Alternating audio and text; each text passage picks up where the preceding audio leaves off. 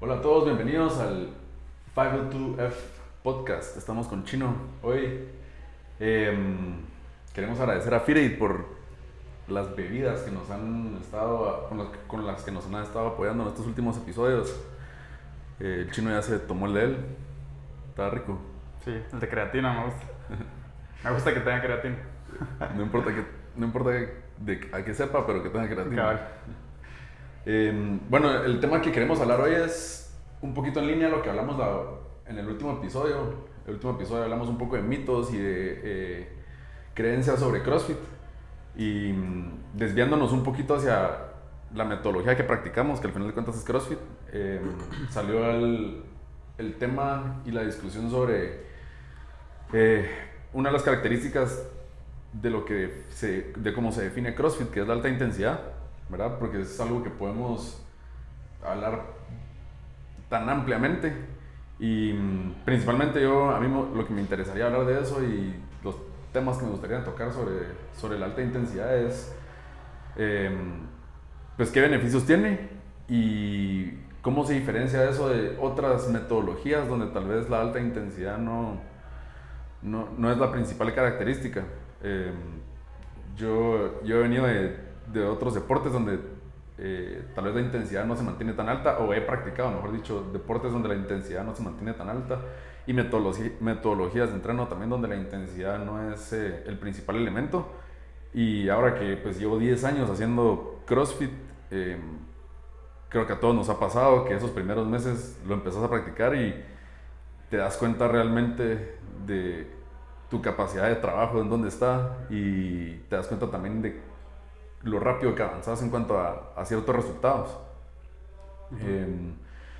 Entonces, sí, no sé por dónde querés empezar vos.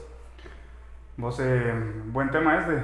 Hablar de intensidad es de lo más importante que puede hacer alguien que practica CrossFit, ¿verdad? O alguien que practica deporte en general. Creo que hemos mencionado algunas cosas de este tema en otros podcasts. Creo que en algún momento dijimos que es clave para algún atleta competitivo llegar a conocer cuál es su verdadera intensidad alta, ¿verdad? Por ejemplo, qué se siente estar a un 90% de intensidad o a un casi 100% de intensidad versus, no sé, salir a trotar en un rest day, ¿verdad? Entonces, sí, la intensidad tiene muchísimos beneficios. Entonces, conocerla y el estar, aunque no sea algo que practicas todos los días, ¿verdad? Que nosotros sí tratamos de hacerlo. Simplemente Sí. el estar expuesto a eso puede traer muchísimos beneficios. Sí, es una palabra que se usa regularmente en CrossFit, ¿verdad? Es intenso. Y es algo que también se escucha mucho también afuera de CrossFit, sobre CrossFit. O sea, si le preguntas a alguien que te diga algo sobre CrossFit, es algo súper intenso. Eso es lo primero que tal vez te dicen. Entonces creo que algo que podemos hacer es definir qué es la alta intensidad. Y viéndolo desde los ojos o los lentes de la metodología de CrossFit, pues la definición técnica sería la variable independiente que está relacionada a maximizar resultados, ¿verdad? Entonces, ¿qué significa eso? Que es la variable que vos puedes controlar y que dependiendo de qué tan alta o qué tan baja está, así van a ser los resultados, ¿verdad? Mientras más alta la intensidad, mejores resultados vas a tener. Mientras más baja la intensidad, pues menos resultados vas a tener. Y para quienes les gusta meterse un poquito a todo lo técnico de qué significa en realidad intensidad o cómo se puede incluso formular, porque es algo que se puede medir, ¿verdad? No es solo algo que lo ves, sino es algo que realmente lo puedes medir. Y es es igual a potencia, y la potencia es igual a fuerza por distancia partido a tiempo, pero eso es un poquito más de tecnicismos. Algo que la gente que no sabe de CrossFit o de intensidad relaciona con intensidad es manos abiertas, gritos, vomitar. Ponerse rojo, Sí, o sea, ese tipo quedarse de... tirado en el piso. Mucha gente lo asocia con intensidad el escándalo y tal vez lo dramático, ¿verdad? Pero como nosotros medimos la intensidad en CrossFit, es como nosotros podemos hacer más trabajo en menos tiempo, cómo podemos meter más repeticiones en menos tiempo, o cómo podemos hacer tal trabajo en la menor cantidad de tiempo posible, ¿verdad? Sí, eso sigue siendo la fórmula básica de física que dijiste, ¿verdad? Que es fuerza por distancia, partido de tiempo. Al final es qué tanto trabajo puedes meter en la menor cantidad de tiempo posible. Entonces es medible 100%. O sea, CrossFit tiene su lado científico, que al principio era de las cosas que más me gustaba, ¿verdad? Pero además de ser científico, además de ser medible, la intensidad se siente, ¿verdad? O sea, no tenés que medirla todos los días. Pocas veces pocas veces me he puesto en mi vida a sacar los números de qué tan intenso fue mi workout, pero o sea, siento que trabajo con intensidad, ¿verdad? Entonces no es necesario medirlo para tener los resultados, ¿verdad? Y creo que en algún momento escuché, por ejemplo, a Glassman decir que incluso en los sets, ¿verdad? Que nosotros usualmente cuando programamos, la diferencia entre sets y rondas es que a los sets a veces les ponemos descanso, ¿verdad? Sí. Esto es un tema de nomenclatura que nosotros así nos acostumbramos. Entonces, digamos que haces una ronda de trabajo y tenés un descanso antes de pasar a la siguiente ronda, ¿verdad? Ese descanso te permite subir la intensidad. Te permite mantener la intensidad en el resto de rondas, ¿no? Sí, y al final como que meter más trabajo en menos tiempo, ¿verdad? Sí. En tiempo de trabajo acumulado. Y escuché, Greg Glassman estaba hablando de esto. Para los que no sepan, que creo que deberíamos de saber si estamos en este podcast. Greg Glassman es básicamente el creador de CrossFit, ¿verdad? Y él mencionaba algo sobre los sets, ¿verdad? Y la intensidad, y estaba diciendo de cómo adaptar la simple salida a correr, ¿verdad? Si vos, por ejemplo, sos alguien que sale a correr 20 minutos o 30 minutos, una forma de subirle la intensidad sería simplemente, no sé, correr de aquí al poste o correr una cuadra y después trotar la siguiente, ¿verdad? O sea, no tiene que ser algo exacto, no tiene que ser algo medible, sino simplemente subir la intensidad de alguna forma te va a dar resultados. Sí. Y los beneficios de la intensidad, obviamente también hay una ciencia que respalda cómo puedes ver esos beneficios, pero hablando un poquito también de distintas metodologías que trabajan distintos niveles de intensidad. Por ejemplo, una maratón trabaja un nivel de intensidad completamente distinto, evidentemente, al de un sprinter que va a correr 100 metros, ¿verdad? Sí, la diferencia típica entre, no sé, alguien que todos podemos conocer, Barrondo, por ejemplo, o el físico de Barrondo, la disciplina de Barrondo, y Usain Bolt, por ejemplo. Exacto. Digamos, ahí vemos dos opuestos, ¿verdad? Alguien que su intensidad la mantiene muy leve, pero la mantiene durante largos periodos de tiempo, comparado a Usain Bolt, por ejemplo, que mantiene la intensidad súper alta, o sea, niveles cercanos a su 100%, pero en tiempos bien pequeños, ¿verdad? Y de esa misma forma vemos también la diferencia en cuerpos atléticos de esas personas. Entonces, uno de los beneficios de la intensidad, de trabajar con alta intensidad, es que, o trabajar el sistema anaeróbico, que puede ser otra forma de decirlo también, es que nos fortalece la masa muscular, nos genera fuerza, nos ayuda a quemar grasa y también nos ayuda a fortalecer incluso el sistema aeróbico, que es la parte más como cardiovascular, ¿verdad?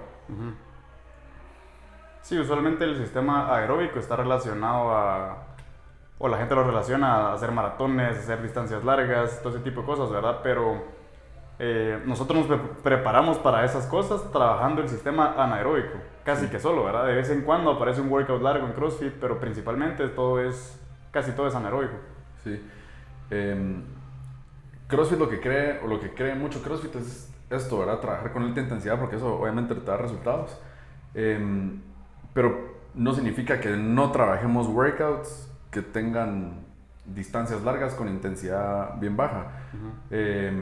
Porque es bien distinto tener la capacidad de desempeñarte en una distancia larga con intensidad baja, tener esa capacidad física, a realmente haberlo hecho y estar preparado mentalmente, psicológicamente y conocer qué es estar tanto tiempo haciendo un esfuerzo por más pequeño que sea, ¿verdad? Sí. No sé si te ha pasado, vos que has hecho triatlones, tu capacidad física la tenés de completar una triatlón, pero creo que el tema mental, psicológico y de adaptación es completamente distinto. Sí. ¿Cuánto es, cuando pensás en CrossFit, cuánto es un workout largo? Pues, ¿cuánto sería? Arriba de 20 minutos, 20 minutos. 25 minutos es un workout que decís está largo, ¿verdad? Ni modo, mantener la intensidad 20-25 minutos es duro. Y una triatlón puede durar, no sé, 3-4 horas, depende, incluso a veces más, ¿verdad? Entonces sí, tenés que tener cierto tipo de adaptación. O sea, me pasó a mí como vos lo dijiste en esta triatlón que hice.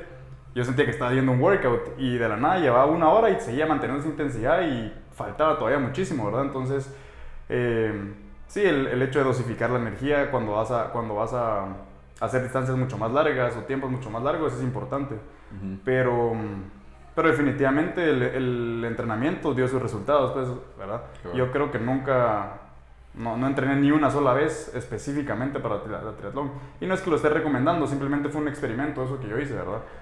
Y por eso es que también se ve, o sea, es la razón por la que CrossFit recomienda principalmente que tu entreno se mantenga alrededor de las vías metabólicas, donde la intensidad va a estar alta, porque eso te da esa capacidad para desempeñarte después en otro tipo de vías metabólicas. Que lo opuesto no funciona de la misma forma.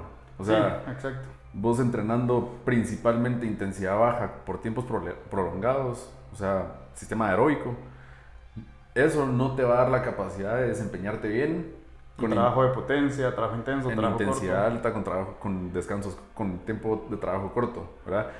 Creo que eso, las personas que hacen CrossFit o los coaches incluso han visto atletas que vienen de deportes competitivos aeróbicos,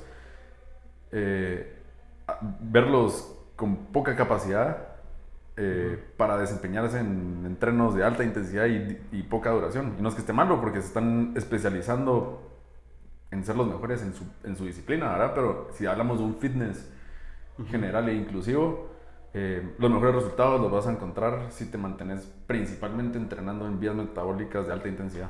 Sí, hay otros aspectos negativos en solo entrenar el lado largo y el lado aeróbico, ¿verdad? Por ejemplo, si sos alguien que desea, por ejemplo, crear masa muscular, si pasas trabajando 4 o 5 horas al día, es difícil lograrlo, ¿verdad?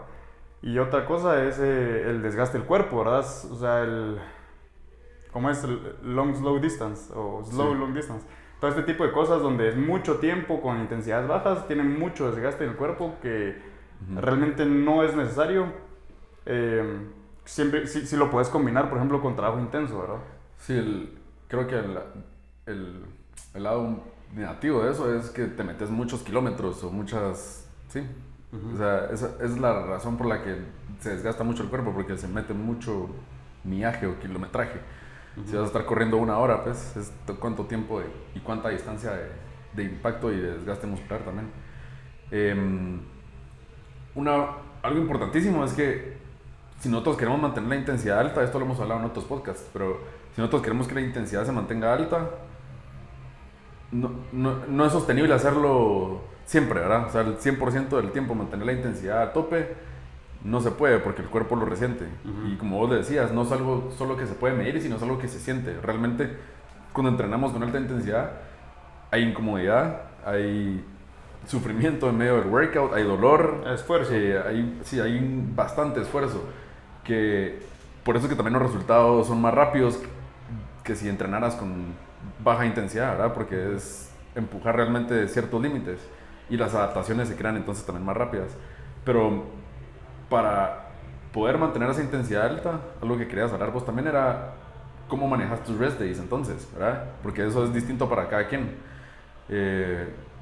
Yo cuando empecé a hacer CrossFit, de hecho, creo que ni siquiera tenía rest days, porque no estaba ese conocimiento todavía y pasábamos entrenando de lunes a sábado, casi que solo domingos descansábamos. Pero las consecuencias de eso es que llega un punto donde que ya no estás siendo intenso, ya tus niveles de intensidad son bajos y entonces, ¿qué pasa? Los resultados se empiezan a estancar también. Entonces, ¿vos cómo recomendarías o vos personalmente, cómo has visto que te funcionan a vos los rest days?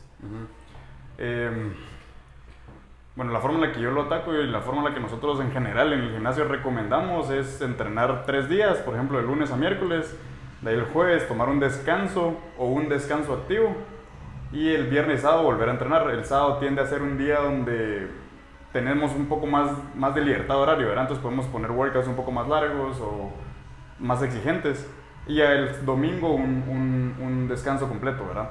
Entonces serían 5 días, por ejemplo, de entreno a la semana, un descanso activo y un full rest. Es la forma en la que yo trato de atenderlo. Hay veces que se me acumula mucho el volumen. Yo creo que he mencionado antes que soy alguien muy sensible al volumen, ¿verdad? Cuando empiezo a entrenar mucho, empiezo a sentir el tema articular ya un poco más cargado, empiezo a sentir la fatiga, ya necesito un break mental también, ¿verdad? Entonces hay veces que tomo 2 descansos a la semana, ¿verdad? O sea, no me da miedo los jueves no hacer nada tampoco. Tal vez dedicarme un poquito a estirar o trabajar la movilidad o algo, pero sí considero que es algo necesario, ¿verdad? Por ahí he escuchado que algunos atletas de gyms entrenan, por ejemplo, varios días seguidos, varias semanas seguidas hasta que su cuerpo les pide. A lo que voy con esto es que es un tema individual, ¿verdad? Cada quien tiene que ir descubriéndolo. Sí, es algo totalmente individual y depende mucho de qué tanto te conozcas, ¿verdad? Porque si eso se lo pones a hacer a un atleta que es reciente haciendo GPP, clases regulares, si lo pones a entrenar hasta que él sienta que necesita un descanso, probablemente lo que pasa es que la lesión lo va a parar y no va a haber él mismo tener la capacidad de decir necesito un descanso, ¿verdad? Otra cosa que influye es cuál es tu objetivo. O sea, ¿para qué estás entrenando? ¿Para qué estás viniendo al gym todos los días a entrenar? O sea, si tu objetivo es alto desempeño y competiciones, como lo que vos lo haces, probablemente vos querés maximizar cada segundo de tu día de descanso para que te ayude a que el día siguiente pueda ser intenso otra vez, y que eso puede ser venir a remar, ir a nadar, o como vos decís, pues a veces incluso solo no hacer nada. Pero para alguien que viene acá por salud, pues simplemente quiere mantener su salud en un nivel óptimo y no está pensando en ganarle a todos los que estén compitiendo contra él, puede ser algo distinto, como incluso ir a jugar básquet un día, pues. Y eso puede ser algo que te distrae. Sí, practicar algún deporte. Algo que te distrae y que te hace salir a caminar el perro.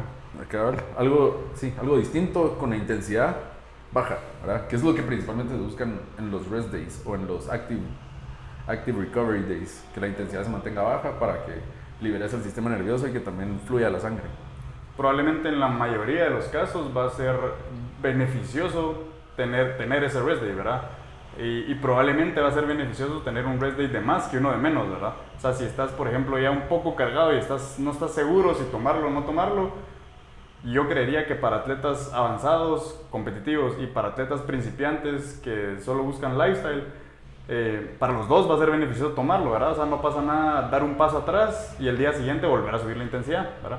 Es mejor eso me pasé y al día siguiente voy a estar tal vez sintiéndome mal o adolorido y no voy a poder trabajar ese día con intensidad alta, ¿verdad? Sí, realmente esa es la recomendación, especialmente creo yo para quienes no lo ven como algo competitivo. O sea, es mejor que se tomen un día de más de descanso a que no lo hayan tomado y entonces pasó algo, ¿verdad? Porque creo que el atleta competitivo está dispuesto a tomar más riesgos que el atleta que viene solo por salud.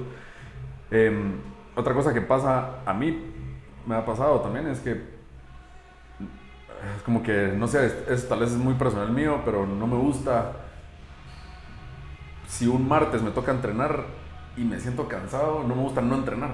Entonces me ha pasado que no tomo ese rest day o no tomo ese descanso porque ya tengo la disciplina de que el martes tengo que entrenar y que no es rest day ese día.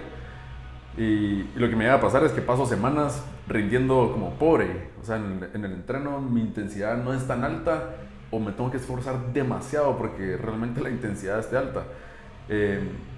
Y ahí sí que es de tener la sabiduría y inteligencia como para decir, no pasa nada por un día, pues, un día que no entrene, aunque me tocaba entrenar, pero no me estoy sintiendo, mi cuerpo no está respondiendo como quisiera que responda, mentalmente estoy desgastado. Tómate el día, pues, no pasa nada. Regresa al día siguiente, vas a estar mejor. Sí, cuesta hacer ese shift en el mindset, ¿verdad? Pero sí, al final de cuentas no va a pasar nada, pero en el momento donde vos tomas la decisión de aflojar, empezás a sentirte mal mentalmente y decir, tal vez hubiera podido entrenar, o no sé si solo es pereza, o no sé si solo es porque tengo un poco de sueño, tal vez empiezo a entrenar y me siento bien. Entonces es bien difícil hacer esa distinción. Yo lo que hago en esos casos es empezar a moverme, empezar a calentar y tratar de hacer lo que me toca, ¿verdad? Ojo que yo también soy como vos, que tengo ese mindset competitivo y lo que me toca hacer, lo tengo que hacer, ¿verdad? Ahora, si mi cuerpo me está pidiendo un descanso, pues trato de hacerlo, y si definitivamente no sale, pues va a ser un día de trabajo de técnica, o simplemente hice el warm-up y ahí dejé de hacerlo, pero el intento de hacerlo y el intento de poner el trabajo está ahí, así por lo menos la paz mental de que traté de hacer el trabajo va a estar ahí. Y si simplemente no era el día, pues tomo el descanso, ¿verdad? Y al día siguiente va a ser otro día. Días buenos y días malos siempre hay. Sí, eso es importante, ese saber identificar cuando realmente es pereza o no es pereza. Sí. Eso a mí a la fecha me cuesta todavía, pero creo que algo que le puede servir a la gente para saber eso es lo que vos decís, empezar a moverse. Sí, Empezar a moverse, y una sí. vez empieza, tal vez ya se despierta el cuerpo, ¿verdad? Y si no sentís que pasa nada, bajarle el peso, no lo hagas a Rex ese día. O sea, si estamos hablando de una clase, por ejemplo, no lo hagas a Rex, no busques tener el mejor score de la clase o del día, sudala pues, y te mantuviste activo, y probablemente te beneficie eso, porque no siempre vas a poder tener la capacidad de llegar al 100% de la intensidad. Sí, es un buen consejo ese. Empezar a moverte, pues, o sea, empezar a hacer el warm-up y ahí evaluas. Si tomas tus decisiones a las 5 de la mañana cuando te estás despertando, acaba de sonar tu despertador, te desvelaste la noche anterior, probablemente la mayoría de tus decisiones van a ser negativas, ¿verdad? Pero si tomas la decisión ya cuando estás empezando a moverte, y hay que saber cuándo tomar las decisiones, ¿verdad? Entonces, después del warm-up, por ejemplo, es una buena decisión para decidir si sí o si no seguir. Cabal. Sí, buenísimo eso. ¿Vos qué haces un típico rest day? Actualmente mi típico rest day es eso, un rest day de toda actividad física. Los 2 días, ¿sabes? Los jueves y sí, domingos. jueves y domingos.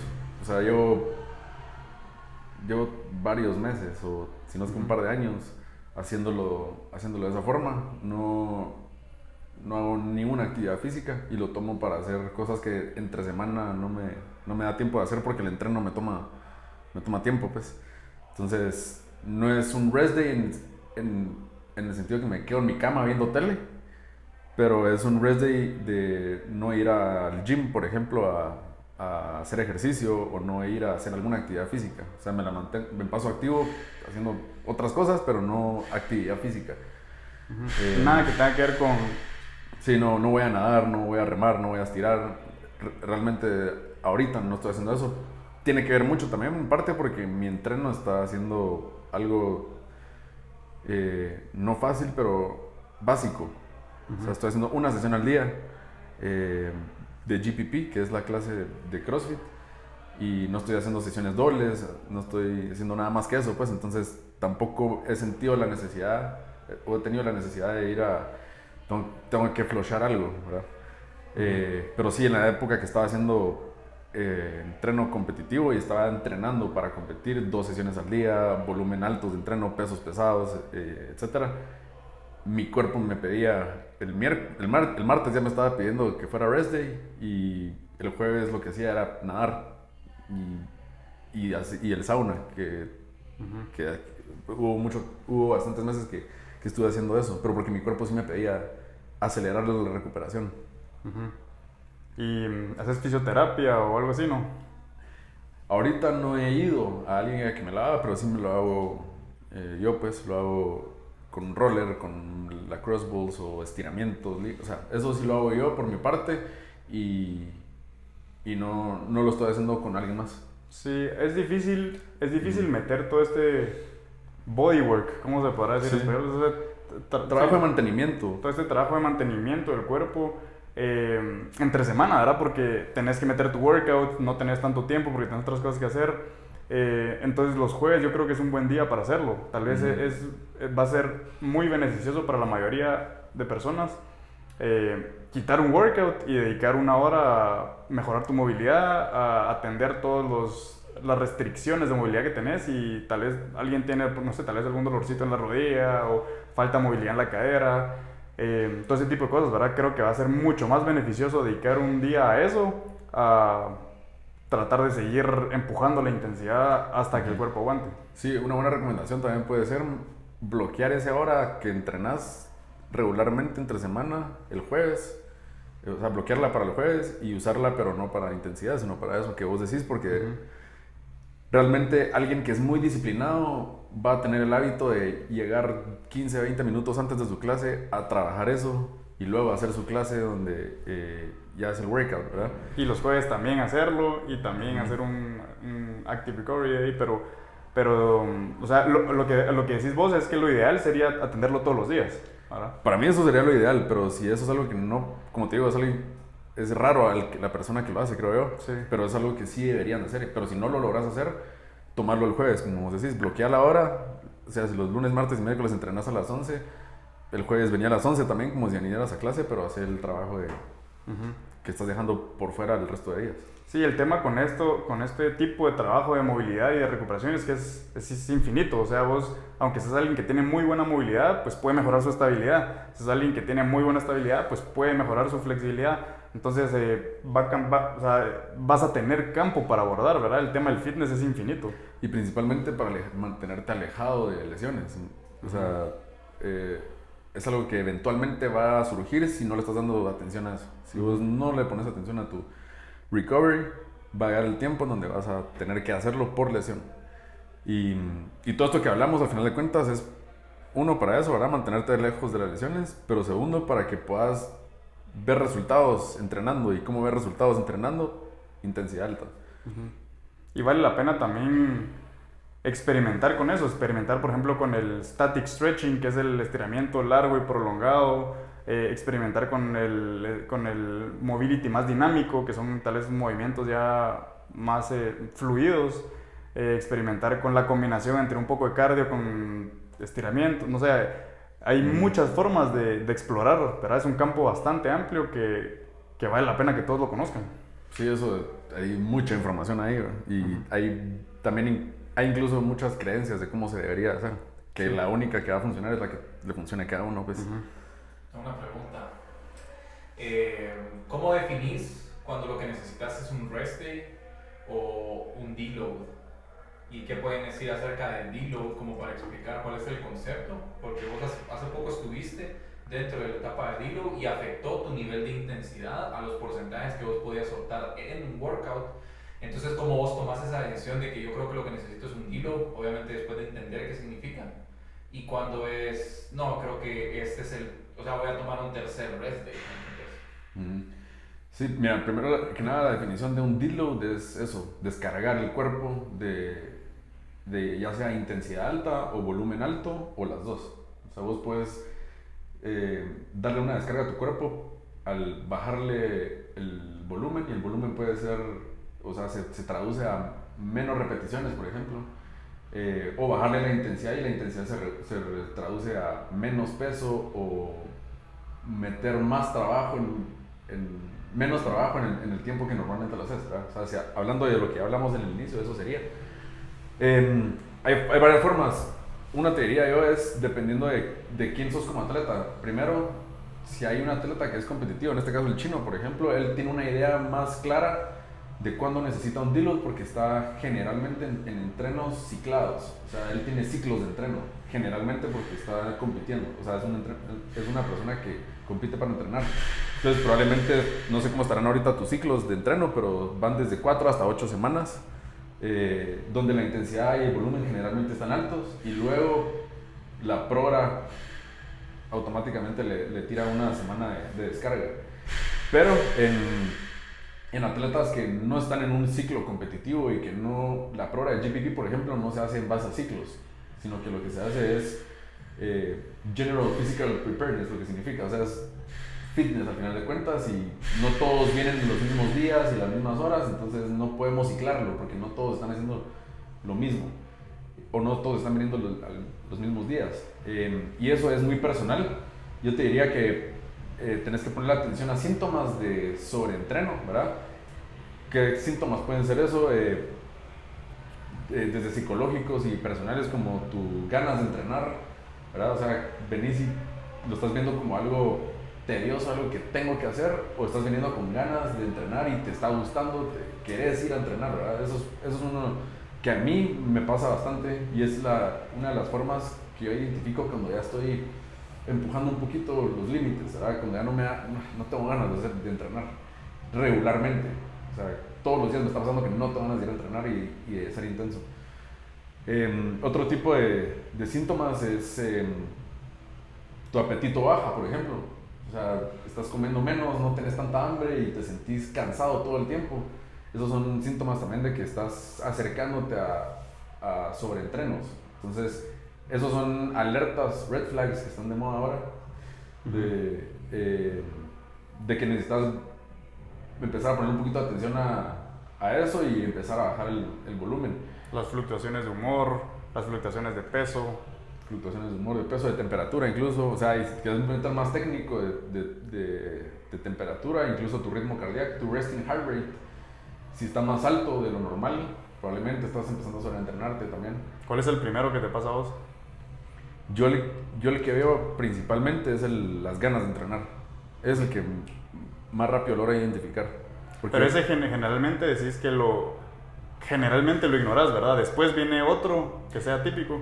O sea, es típico cuando es consistente, ¿verdad? Porque hay días que no te van a entrenar y eso no lo veo como un síntoma de que estoy sobreentrenado, sino que llevo semanas así.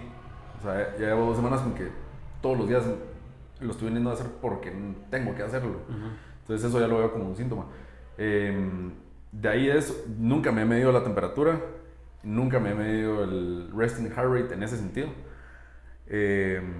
O sea, uno podría hacer mucho antes que la circunstancia que pereza, ¿no? Podría hacer antes que mi resting heart rate esté más alto de lo normal, por ejemplo. Y luego ya empiezan molestias, y ahí estoy cuando ya estoy un poquito tarde. Sí, molestias físicas. Ajá. Sí, probablemente las molestias físicas es de lo primero que la gente le empieza a aparecer, pero lo ignoran, ¿verdad? Porque tal vez la diferencia entre molestia y dolor, pues es fácil ignorar. Me duele un poquito, pero puedo hacerlo, ¿verdad? Entonces, a mí principalmente creo que son 2 que aparecen simultáneamente, los cambios de humor y la falta de apetito. Todo te irrita. De la nada me doy cuenta que me enojo por cosas que no me deberían enojar. No es como, yo no soy alguien que reacciona muy enojado, ¿verdad? Pero me doy cuenta que tal vez le estoy poniendo atención a cosas que no debería poner atención. Y también la falta de apetito. De la nada me doy cuenta que durante 3 o 4 días no tengo ganas ni de almorzar ni de cenar. Y viene el rest day, digamos, que es cuando me da más hambre porque entreno menos. Y tampoco tengo hambre. Es una señal, ¿verdad? Y después empiezo a ver todo eso. Empiezo a ver si ya voy en mi 8ª semana de entreno, todo ese tipo de cosas.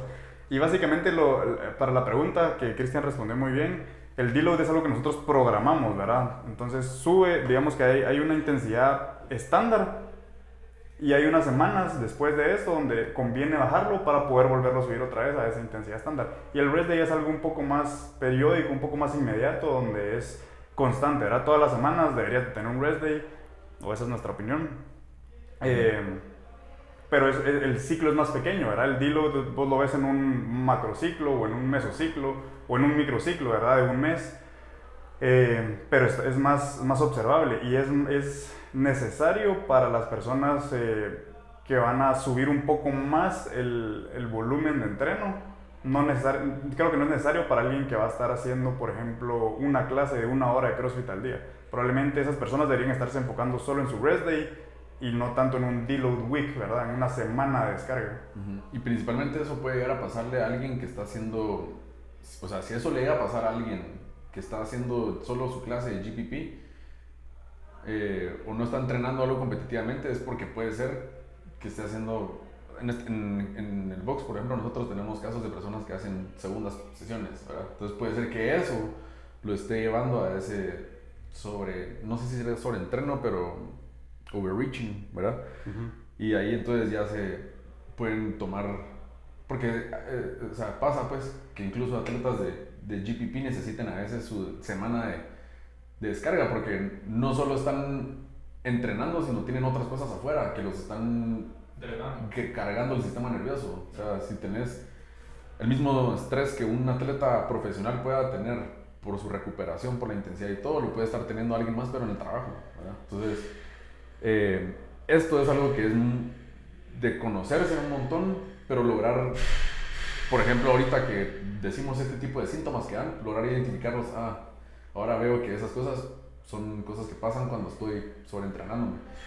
Que es algo que yo antes ni sabía que existía, ¿verdad? Sí, y según estos dos puntos que hablamos del rest day y de la intensidad se unen bastante bien en este tema de la recuperación con base al sistema neuroendocrino, ¿verdad? Digamos, cuando vos trabajas con intensidad, que es algo que no mencionamos antes, tu cuerpo produce hormonas para generar adaptaciones, para volverte apto, para reproducir lo que acabas de hacer, ¿verdad? O sea, no querés volver a pasar ese impacto o ese estrés tan alto otra vez, entonces tu cuerpo se adapta y mejora, ¿verdad? Entonces, sí, básicamente, la próxima vez que lo hace ya no es el mismo estrés. Sí, entonces básicamente por eso mejoras con la intensidad.